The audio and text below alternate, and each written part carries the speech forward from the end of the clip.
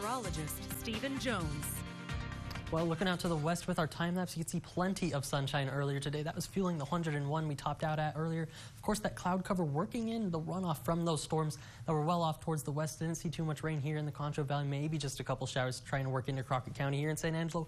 Staying pretty dry, getting that nice sunset. Nothing too crazy since the cloud cover a little thicker tonight. And of course, with that cloud cover, a little bit of a slower cool down. Only 90 degrees so far here in San Angelo, roughly that 89 mark. 87 in Eden, 86 off towards the east in Brady. The cool spot going to be Coleman.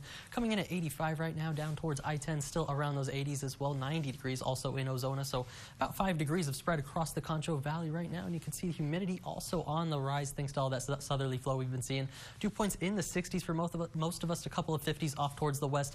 Relative humidity indices anywhere from those 30s to 40s, and gonna see fuel for that moisture, or fuel for those storms continue into these next few days. Really, it's being fueled by this upper level ridge into the central United States right now, but we're gonna get some upper level help. This trough that works in coming in the next few days, gonna send that Pacific moisture overhead as well as a little bit of dynamic help. Gonna continue through Thursday, Friday, and really it looks like into the start of June as well potentially. That upper level trough gonna miss us mostly off towards the east, so not looking too cold here in Texas for sure, but maybe a little cool down off towards the east coast. Whenever we're looking at that severe weather outlook, really targeting areas towards Oklahoma with that level 3 out of 5 risk. Lone Star State has that level 2 out of 5 coming into Sterling County even for our viewing area, as well as that level 1 out of 5 risk if those storms can try to hold on to some of their strength in the overnight hours, but looking less and less likely right now. Tomorrow, another chance with that level 2 out of 5 risk just off towards the north of the Concho Valley. The rest of us still seeing a chance of some severe storms. If anything, we're going to maybe see some high winds and hail, the main threats. Always on the lookout for maybe one of those quick spin-up tornadoes as well, especially into Memorial Day potentially with that level 2 out of 5 risk really extending across more of the Concho Valley. Only Crockett County really getting out of there with a level 1 out of 5 risk by Memorial Day. As we're looking at the current radar, you can see that tornado watch box off into Oklahoma. A couple severe storms going off near Lubbock as well as just to the north of the Concho Valley where most of the action is happening.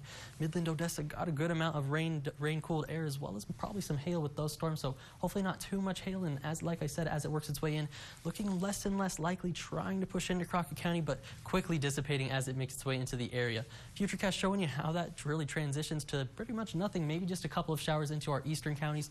By tomorrow, we're on the lookout for another set of storms working in from the west, and there is some indications these ones try to hold their strength. This model doesn't want to really bring it in too much, but the graph model does want to bring in more storms to the area, and maybe our eastern counties getting clipped by some more of those storms into the overnight hours.